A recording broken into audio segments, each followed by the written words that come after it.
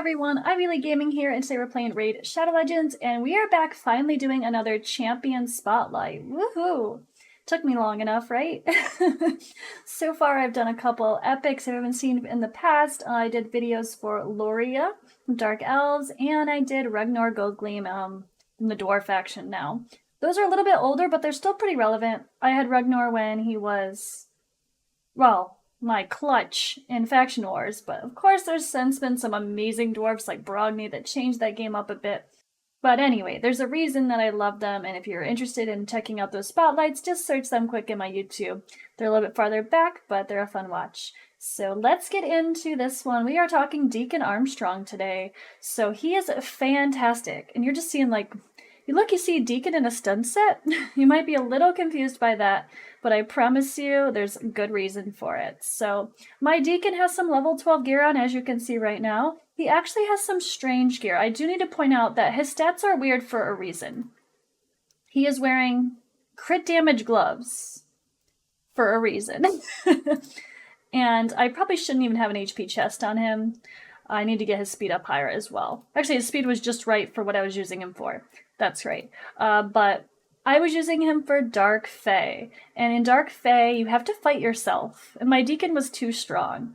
So I was actually having a lot of trouble with the first one-shot nuke against myself in Dark Fae because my Deacon was too tough. So I had to take off my HP gloves and give him some crit damage gloves just so that he wasn't as hard to kill. So anywhere else other than that, though, there's no reason you'd have crit damage gloves on him with not 100% crit rate, so don't mind that. The stats are a little bit squishy on purpose, so don't follow this. I know I'm doing a guide. You're saying, what do you mean, don't follow your guide? Yeah. If you're going to use him in base Doom Tower that's not Dark Fae, or Faction Wars, or Arena, there's definitely good reason to put some solid support stats on him, but don't, for Dark Fae, that's the exception to the rule, which is where I'm using him most actually at the moment. But this build still works completely fine for Faction Wars. It's just kind of funny. Don't mind this, it's just funny. It is what it is. But let's take a look at his skills really quick. His A1 is a 30% chance of placing Leech. For 2 turns, that books up to a 50% chance, and that's a 2-hitter. We have AoE, decreased defense, 100% chance to place 60% decreased defense buff for 2 turns. And this is why he's in a stun set, guys. These AoE, and because of this.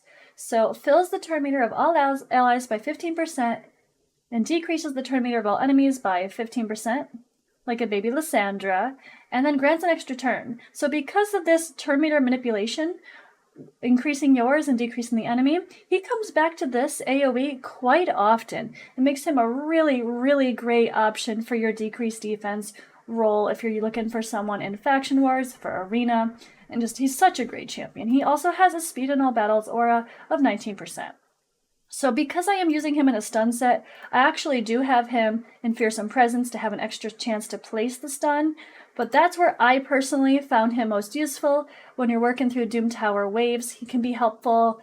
Faction Wars, he's amazing at, again, the role of decreased defense, and the role of crowd control with decreasing the enemy's turn meter, increasing yours, and the chance to stun with him being in a stun set now. Stun set isn't the only answer, of course. Again, just a general support role, or he's great to have as one of your fastest champions in an arena. He's just, I don't know, he's got so much utility. He's just such a great champion. And it is Faction Wars today, so I figured this is a good time, at least, well, when I'm recording this, was Sacred Order Faction Wars. So I figured what better time to showcase Deacon. We can do stage 21 really easily. I have some OP champions, don't judge me. But before I had Cardiel, I was using Lightsworn, and that was part of me beating this team. Beating this boss. Abbess is such an underrated legendary. She is great. But I have so many other people I could use. I got Godseeker Neri, she's fantastic. I mean, there's this new rare here that does HP balance, kind of like Sinisha. So there's a lot of great people in this faction to make this a pretty easy Faction Wars.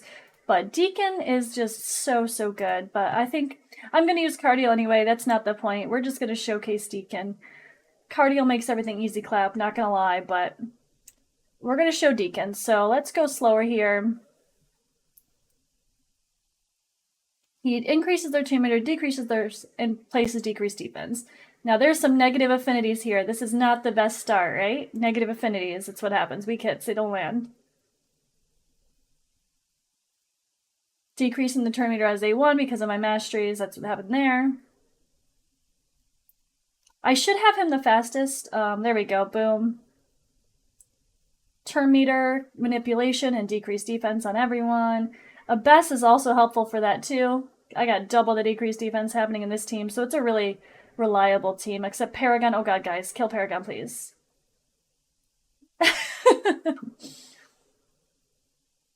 Of course we're not seeing the stun set proc, like, at all, are we? Of course we're not.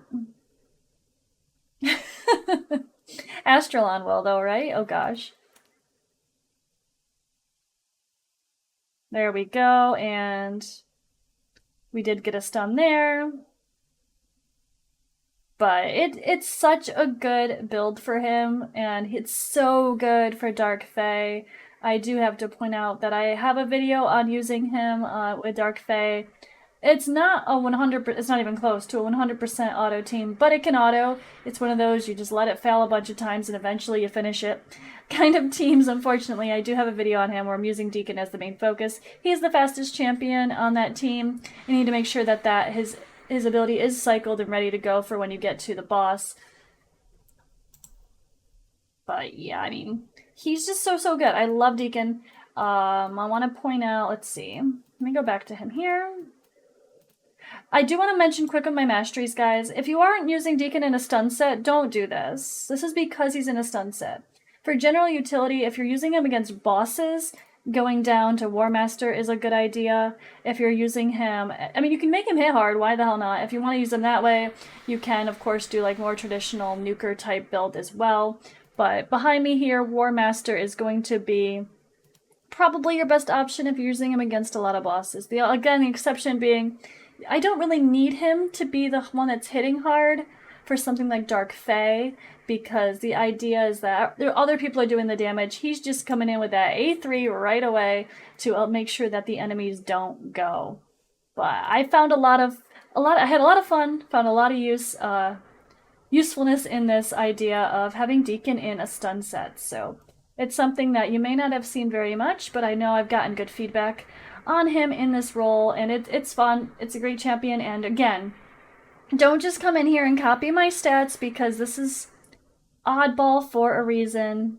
This is for Dark Fae. If you're going to use him in other content, beef him up a little bit, make him faster even. But honestly, he's educated. Even with level 12 boots on, I got him 236 speed.